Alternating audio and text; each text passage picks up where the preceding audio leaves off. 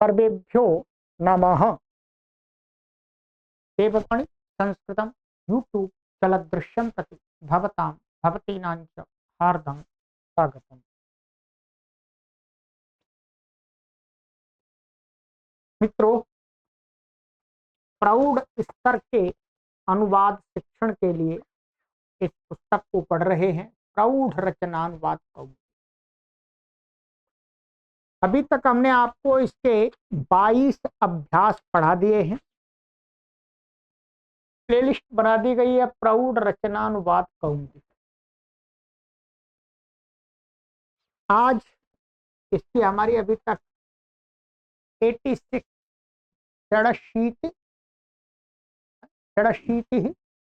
कक्षा 86 कक्षाएं हो गई। आज हमारी 87वीं कक्षा होगी, 87।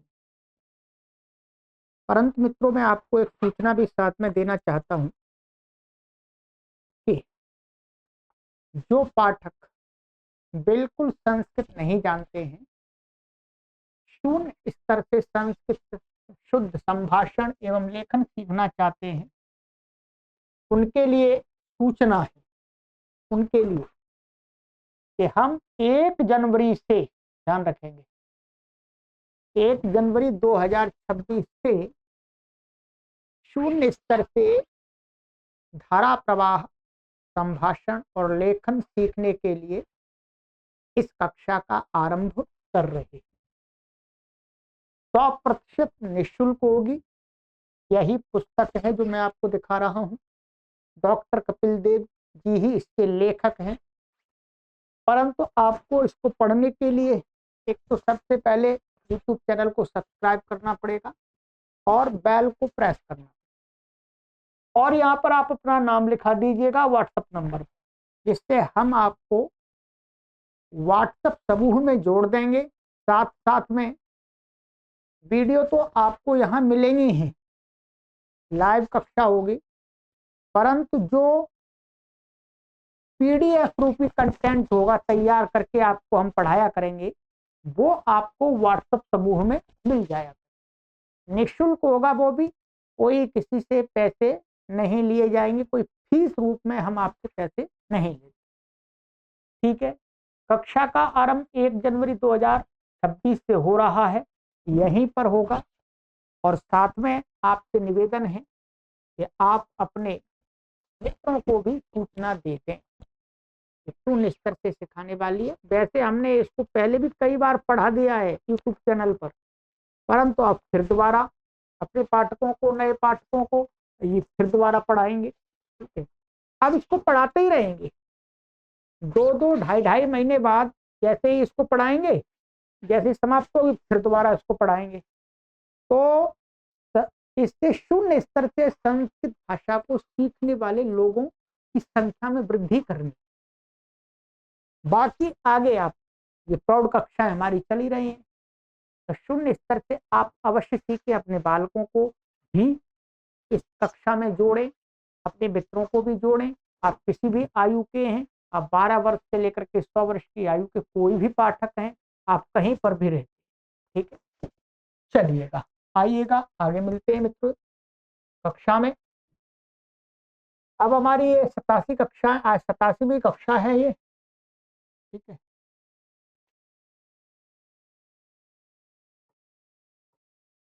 चलिएगा, ये मेरा नाम है, मैं ही मुख्य रूप से यहाँ पढ़ाता हूँ आपको। चलिए, तो आज हम पढ़ेंगे 23वां अभ्यास। पुस्तक आप ओपन कर लीजिएगा, प्रौढ़ रचनानुवाद कौमुदी। ध्यान रखेंगे, ये सामान्य पाठकों के लिए नहीं है, ये तो जिन्होंने सामान्य अनुवाद बनाना सीख लिया है उनके लिए। ठीक है। शब्दकोश 550 शब्द इन्होंने पढ़ा दिए, 25 आज और पढ़ाएंगे। इसमें 575 शब्द हो जाएंगे। ठीक है। व्याकरण का पाठ भी इसमें होगा। शब्दकोश पढ़ते हैं, एक ही प्रकार के इसमें शब्द हैं। ठीक है, संज्ञावाची शब्द हैं। का विभाग में भूषुंडी, ये स्त्रीलिंग शब्द है, इसका अर्थ है बंदूक। ठीक है। बंदूक को क्या बोलते हैं? भूशुंडी, और लघु भुशुंडी, ये भी स्त्रीलिंग शब्द है। पिस्तौल, पिस्तौल को लघु भूषण भूशुंडी। शतघ्नी, ये भी स्त्रीलिंग शब्द है, इसका अर्थ है तो। गुलिका, गोली माने कारतूस बोल सकते हैं इसको। अग्निचूर्णम, बारूद। आग्नेयास्त्रम, बम। आग्नेयास्त्र क्षेपः, बम फेंकना, बम का फेंकना। तो आग्नेयास्त्र क्षेपः। परमाण्वस्त्रम माने एटम बम। जल परमाण्वस्त्रम, हाइड्रोजन बम। धूमास्त्रम, टीयर गैस। सारे शब्द आपको इसी प्रकार के मिलेंगे। विमानम, विमान। युद्ध विमानम, लड़ाई का विमान। ठीक है। पोतः, पानी का जहाज। युद्ध पोतः, लड़ाई का जहाज। जलांतरित पोतः, पनडुब्बी। ठीक है। एक परिधानम अथवा एक वेशः, दोनों अलग अलग शब्द हैं, अर्थ एक ही है। क्या अर्थ है? Uniform, dress. ड्रेस को आप क्या कह सकते हैं? एक वेशः अथवा एक परिधानम। कोई ड्रेस बोलते हैं स्कूल की ड्रेस। विद्यालयस्य एक वेशः अथवा विद्यालयस्य एक परिधानम। सैन्य वेशः, वर्दी। रक्षिण, सिपाही। ठीक है। रक्षिण ये इन्नंत शब्द है। अथवा सैनिक, सैनिक माने फौजी आदमी। रक्षिण का तो ये अर्थ हो गया जो पेट की पुलिस होती है, और सैनिक जो फौजी को बोलते हैं सैनिक। भूसेनाध्यक्ष, भूसेनापति। ठीक है। भूसेनापति का अर्थ हो गया थल सेना का अध्यक्ष। ठीक है। वायुसेनाध्यक्ष, वायुसेनापति। वायु माने वो ये वायुसेनापति, तो वायुसेना का अध्यक्ष। नौसेनाध्यक्ष, जल सेनापति, जल सेना का अध्यक्ष। शिरस्त्रम, लोहे का टोप। पदाति, ये पुल्लिंग शब्द है। पैदल सेना को बोलते हैं पदाति। ठीक है। ये हो गया। और अच्छा, इसमें ख धातु, ये 24 शब्द है। 25 में इसमें एक ही दे रहे हैं ये कि धातु। परिखया, परिवेष्टय। ठीक है। परिखया, परिवेष्टय माने मोर्चा बांधना। ये धातु का है वास्तव में। परिवेष्टय अथवा परिखया। तो नहीं, ये वास्तव में ऐसा है। परिखया, परिवेष्टय, ये तो शब्द है। क्या है? परिखा, ध्यान रखेंगे। परिखा क्या होती है? जो राजमहल हुआ करते थे उसके चारों तरफ खाई खोदी जाती थी, उस खाई में पानी भरा जाता था। ठीक है। एकदम शत्रु आक्रमण ना कर दे, उसको तो परिखा। ये तृतीया करो, परिखा के द्वारा, माने परिखा लगा करके, माने वो चारों तरफ किले के, माने चारों तरफ खोद करके किले के, उसके द्वारा परिवेष्टय, ये धातु है। ऐसा दिखाया है। परिवेष्टय, ऋण धातु। परिवेष्टय, परिवेष्टयति, परिवेष्टयतः। जैसे भवती आदि के रूप चलते हैं वैसे चलेंगे।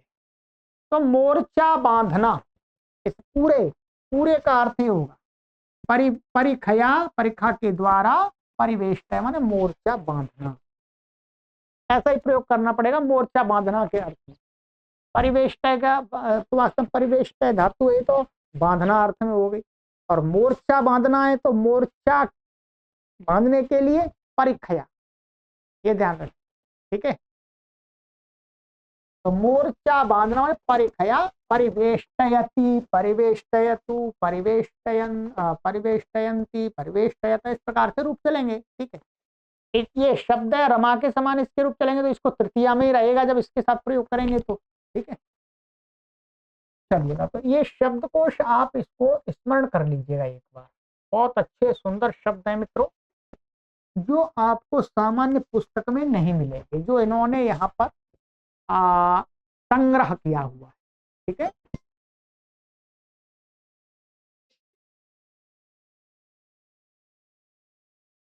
चलिएगा, अब चलते हैं आगे, व्याकरण का पाठ है हमारा। इसमें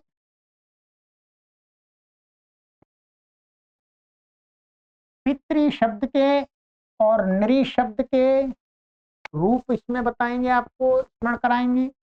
अधातु और शास धातु के रूप स्मरण कराएंगे, और बहुव्रीहि समास भी कुछ बताएंगे। बहुव्रीहि समास तो बता दिया था इसलिए मैं, और बचा हुआ था वास्तव में, अभी और भी बचा हुआ है, ठीक है, तो इसमें बताएंगे। तो आइएगा देखते हैं, सबसे नंबर 1 पे कहते हैं पितृ और नृ शब्दों के पूरे रूप स्मरण करो। रूप तो याद आपको ही करने पड़ेंगे कि मुझे तो याद है। तो देखो, शब्द रूप संख्या 12 और 13 यहाँ पीछे देख सकते हैं। मैं आपको यहाँ पर एक बार उच्चारण करा देता हूँ केवल, ठीक है, आप स्मरण कर लीजिएगा। थोड़ा तो परिश्रम करना ही पड़ेगा जी, बिना परिश्रम के कैसे बात बनेगी, ये ठीक है। इसमें क्या होता है वास्तव में, थोड़ा सा मैं बता देता हूँ आपको। ये कर्तृ शब्द के हमने आपको रूप याद करा ही दिए हैं। कर्तृ शब्द भी ऋकारांत शब्द है, पितृ शब्द भी ऋकारांत है, पितृ का पिता हो। केवल अंतर क्या आता है, थोड़ा अंतर आता है, मैं बता देता हूँ, बाकी इसी के समान है। आप यहां देखेंगे और यहां देखेंगे और यहां देखेंगे, बस इन 3 रूपों में अंतर आता, अच्छा 4 में, एक इसमें, और इन 4 रूपों में अंतर आता है बस, और कहीं कोई अंतर नहीं आता, बाकी इसी के समान चलेंगे। इसमें क्या अंतर आता है, यहां पर जो त में आ है वो दीर्घ है, और इसमें क्या है ह्रस्व, इतना ही अंतर है, ठीक है। अब देख लीजिएगा, बाकी बिल्कुल आपको समान है, याद करने की कोई आवश्यकता नहीं है, कोई आवश्यकता नहीं है, याद ही है तो आपको कर्तव्य करा दिया मैंने। केवल प्रथमा विभक्ति का द्विवचन और बहुवचन, द्वितीय विभक्ति का एक वचन और द्विवचन, इसमें बस ता में आ इसमें दीर्घ होता है, उसमें ह्रस्व होता है, और बिल्कुल समान है, ठीक है। मिला लीजिएगा आराम से, मैं उच्चारण करा। पिता, पितरौ, पितरः, पितरम, पितरौ, पितॄन्, पित्रा, पितृभ्यां, पितृभिः, पित्रे, पितृभ्यां, पितृभ्यः, पितुः, पितृभ्यां, पितृभ्यः, पितुः, पित्रोः, पितॄणां, पितॄणां, पितरि, पित्रोः, पितृषु, हे पितः, हे पितरौ, हे पितरः, ठीक है। तो सरल है बिल्कुल जी, अब इसमें तो कुछ विशेष नहीं है। दूसरा है नृ शब्द का। नृ शब्द का भी बिल्कुल ये क्या है, इसमें केवल एक ही अक्षर है, ठीक है। ये भी बिल्कुल वैसा ही है, पिता के समान ही है, ये भी पिता के समान है बिल्कुल। देखेंगे आप, देखिएगा, देखिए री है तो वहां पितरी तत्व है, री री री को आ हो गया था, ता हो गया, त्रि त्रि को ता हो गया था, या नृ को ना हो गया, नृ का अर्थ होता है मनुष्य, पितृवत इसके रूप चलेंगे पूरे। ठीक है, आइएगा। इसका प्रयोग तो बहुत कम होता है, ध्यान रखेंगे, प्रयोग तो इसका बहुत कम होता है, फिर भी प्रौढ़ साहित्य में इसका प्रयोग मिलता है, तो हमको जानकारी तो रहनी चाहिए। हम प्रयोग ना कर पाए परंतु कहीं लिखा हुआ हो श्लोक में, गद्य में, कहीं साहित्य में, तो पहचान लें कि ये नृ शब्द का रूप है। आइए, ना, नाराऊ, नाराह, बोलिएगा मेरे साथ, तेजी से बोलिएगा, अभी तो सुबह सुबह है, ऊर्जावान हैं आप सभी, ऊर्जावती हैं।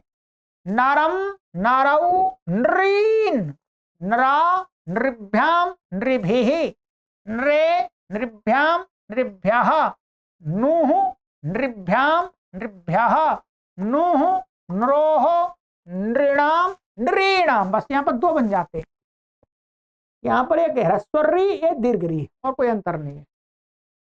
नारी, नरोह, नृषु, हे नः, हे नरौ, हे नरः।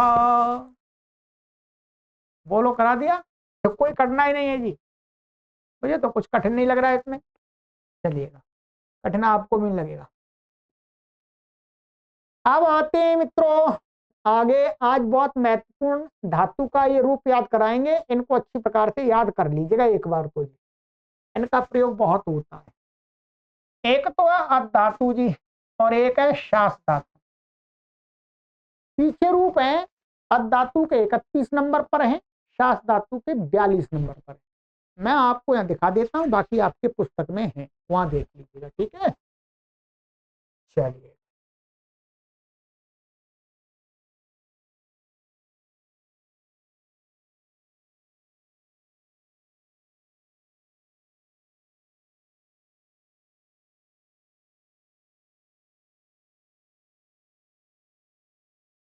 अध का अर्थ है खाना, ये परस्मैपदी पदी धातु का ध्यान रखेंगे। ठीक है,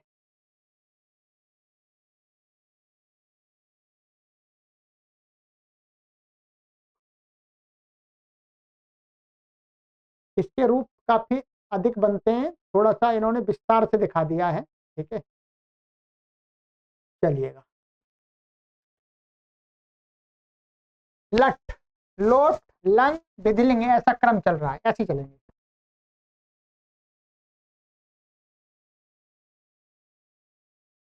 बोलिए। अति, अत्तः, अदंती, अत्सि, अत्थः, अत्थ, अद्मि, अद्वः, अध्मः। लोट, अत्तु, अत्ताम, अदंतु, अद्धि, अत्तम, अत्त, अदानी, अदाव, अदाम। ठीक है, लंग लकार। आदत, आत्तम, आदन, आदह, आत्तम, आत्त, आदम, आद्व, आद्मा। विधिलिंग। अद्यात, अद्याताम, अद्युः, अद्याह, अद्यातम, अद्यात, अद्याम, अद्याव, अद्याम। ठीक है, चलिए आ जाइएगा लृट लकार, इसमें इन्होंने पूरे पूरे दिए हैं। लृट लकार, अत्यति, अत्यतः, अत्यन्ति, अत्यसि, अत्यथः, अत्यथ, अत्यामि, अत्यावः, अत्यामः। लुट, अत्ता, अत्तारौ, अत्तारः, अत्तासि, अत्तास्थः, अत्तास्थ, अत्तास्मि, अत्तास्मः, अत्तास्मः। चलिए, आशीलिंग। अद्यात्, अद्यास्ताम्, अद्यासुः, अद्याः, अद्यास्तम्, अद्यास्त, अद्यास्तम्, अद्यास्वा, अद्यास्म। जोर से बोलिएगा थोड़ा सा। लुंग लकार, लृंग, क्षमा कीजिए, लृंग लकार। आत्स्यत्, आत्स्यताम्, आत्स्यन्, आत्स्यः, आत्स्यतम्, आत्स्यत, आत्स्यम्, आत्स्याव, आत्स्याम। अब आइएगा लिट लकार। लिट लकार में इसके दो रूप बनते हैं, ठीक है, ध्यान रखेंगे।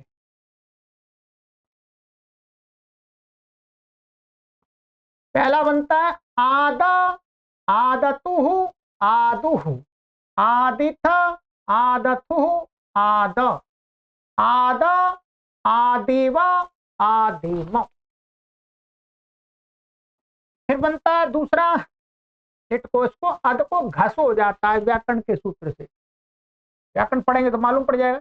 जघास, जक्षतु, जक्षुः, जघसिथ, जक्षतु, जक्ष, जघास, जघस, जक्षिव, जक्षिव।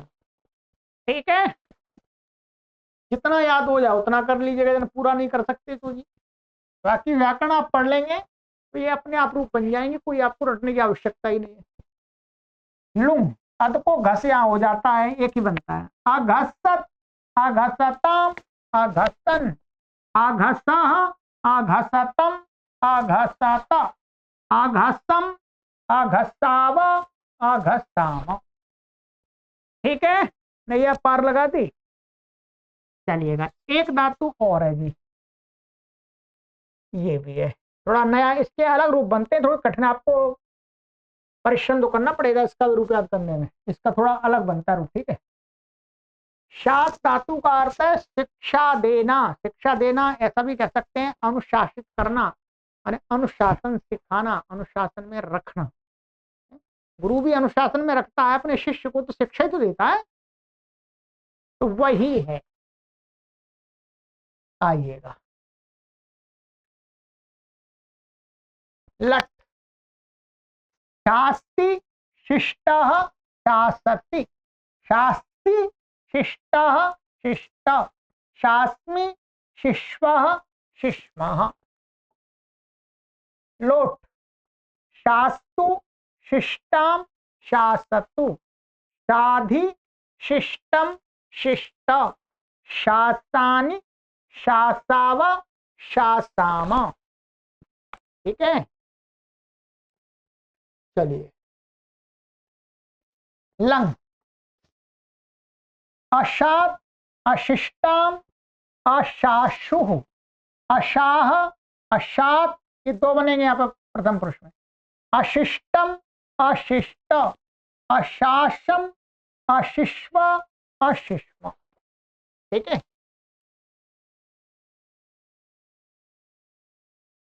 विधिलिंग, शिष्यात्, शिष्याताम, शिष्युः, शिष्याः, शिष्यातम, शिष्यात, शिष्याम, शिष्याव, शिष्याम। ठीक है, अब यहां पर एक एक दिया है, मैं नैया पार लगवा दूंगा आपकी, कोई बात नहीं। लिट, ठीक है, बोलिएगा। शाशिष्यति, शाशिष्यतः, शाशिष्यन्ति, शाशिष्यसि, शाशिष्यथः, शाशिष्यथ, शाशिष्यामि, शाशिष्यावः, शाशिष्यामः। लुट, शाशिता, शाशितारौ, शाशितारः, शाशितासि, शाशितास्थः, शाशितास्थ, शाशितास्मि, शाशितास्वः, शाशितास्मः। आशीर्लिंग, शिष्यात्, शिष्यास्ताम, शिष्यासुः, शिष्याः, शिष्यास्तम, शिष्यास्त, शिष्यासम, शिष्यास्व, शिष्यास्म। लृंग अशाशिष्यत अशाशिष्यताम अशाशिष्यन अशाशिष्यः अशाशिष्यतम अशाशिष्यत अशाशिष्यम अशाशिष्याव अशाशिष्याम। ठीक है, चलिएगा, नैया पार रखवा दी मैंने आपके लिए। अब आ जाइएगा लिट लकार में। लिट लकार में शशास शशासतु शशासि शशासित शशासतु शशास शशास शशासिव शशासिमा। लुंग अशिषत अशिषा अशिषताम अशिषन अशिषः अशिषतम अशिषत अशिषम अशिषाव अशिषाम। एक मूर्धन्य शकार है, एक तालव्य शकार है। ठीक, तो ये हो गया मित्रों, ये तो मैंने आपका याद करा दिया, पर इसका रूप आप एक बार अच्छी प्रकार से थोड़ा सा ध्यानपूर्वक 5 से 10 बार पारायण कर लीजिएगा। यदि याद नहीं कर सकते तो कर लेंगे पारायण, तो फिर आप कहीं लिखा हुआ पाएंगे तो समझ जाएंगे शास धातु का है जी, शिक्षा देने वाला। ठीक है, चलिए। वैसे इसके लिए यदि आपको कभी इसका रूप याद नहीं होता, वास्तव में आप और आपको अपने संभाषण में और संस्कृत के सरल लेखन में धातु के क्रिया रूपों के प्रयोग के स्थान में अधिक कृदंत शब्दों का प्रयोग करना चाहिए। जैसे शास्त्री माने शिक्षा देता है, क्या है? शास्त्री माने शिक्षा देता है। अब आपको शास्त्र धातु का रूप याद नहीं है तो आप क्या करेंगे, आप इसको सरल सरल क्या बना देंगे, आप बना देंगे इसको कि शिक्षाम करोति। करोति, आप करोति तो सरल है, शिक्षाम करोति का अर्थ है शास्त्री है, अथवा शासनम करोति, तो इसका भी अर्थ है शासनम करोति। अब ये जो शासनम शब्द है ये इसी का है, तो शासनम करोति अर्थात शास्त्री। इसी प्रकार शासनम शिष्टः अर्थात शासनम पूर्वतः।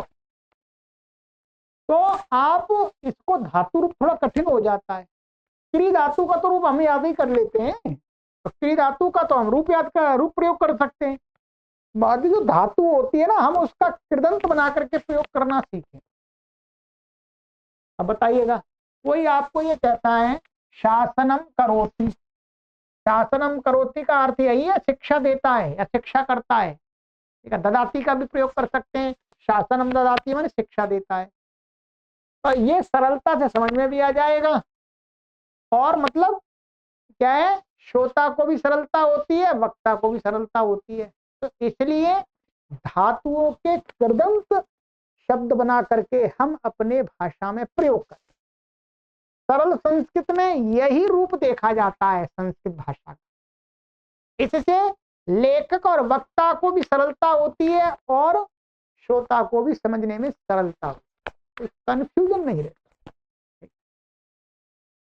चलिएगा, हमने तो बहुत पढ़ाया है आपको, बहुत पढ़ा दिया जी।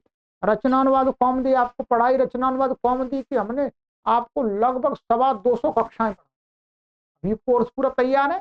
ठीक है, ये मैं विश्वास के साथ कह सकता हूं, मैं पूरी निष्ठा और श्रद्धा और परिश्रम के साथ कार्य करता हूं, कोई भी कार्य करता हूं, ध्यान रखें, चाहे वो बेशक छोटा कार्य। लोगों को ये संस्कृत का प्रचार बोरिंग लगता है, हमको बड़ा रुचिकर लगता है। बहुत सारे लोगों को हमने देखा है एकदम जोश में आते हैं, अरे हम भी संस्कृत पढ़ाएंगे जी, पढ़ाते हैं 1-2 महीने 6 महीने में फिर बैठ जाते हैं। अब आप हमको देख लीजिएगा, 7 वर्ष से लगातार लगे हुए हैं आपके साथ में, और अब ऐसा प्लेटफॉर्म बन गया या जीवन भर पर्यंत यहीं पर कार्य करेंगे, कोई परेशानी नहीं है, परेशानी तो कोई नहीं है। चलिएगा मित्रों, आप मित्रों को जोड़ते रहिएगा। अब तो मैंने संकल्प ले लिया कि शून्य स्तर से सामान्य संस्कृत को सिखाएंगे अधिक लोगों को। ये तो हमारी कक्षाएं चलती रहेंगी प्रौढ़, परंतु हर 2 महीने 2.5 महीने बाद नई नई लोगों को सिखाना जारी रखें। यदि हम एक इसमें सेशन में 5-5 हजार लोगों को हम इसमें पढ़ा देंगे तो काफी संख्या हो जाएगी। साल भर में हम लगभग ये मानिएगा 20,000 लोगों को सिखा सकते हैं आराम से। इसके अलावा और भी जुड़ते रहते हैं, कोर्स तैयार होते रहते हैं, आप बाद में भी पढ़ सकते हैं। ठीक है, तो वैसे तो हमारा टारगेट ये है कि एक एक सेशन में हम 1-1 लाख लोगों को पढ़ाएं, पर वो भी समय आएगा आगे, 1 लाख लोग भी पढ़ेंगे। ठीक है, आप दूसरों को अवश्य जोड़ते रहिएगा। ठीक है, आप पढ़ सकते हैं, बहुत सुंदर। नहीं पढ़ सकते हैं तो संस्कृत माता की सेवा में इतनी सेवा दे दीजिएगा कि 100 लोगों को जोड़ दीजिएगा चैनल से, तो भी पुण्य मिलेगा आपको। संस्कृत माता की सेवा का आपको अवसर मिलेगा, ये भी सेवा है। कोई पढ़ाना पढ़ना ही सेवा नहीं है, पढ़ाने और पढ़ने के कार्यक्रम में उसकी वृद्धि करना भी सेवा है संस्कृत माता की, तो इसी रूप में कर दीजिए। चलिए आगे की कक्षा में मिलते हैं। अब हमारा अगली कक्षा में क्या होगा मित्रों, इसका बहुब्रीहि समास जो इसमें शेष है उसको पढ़ेंगे। ठीक है, जो इसमें विशेष रूप से कुछ बहुब्रीहि के नियम है वो जानेंगे। ठीक है, तो ये महत्वपूर्ण है ये विभाग। ठीक है, चलिए, सर्वेभ्यो नमः।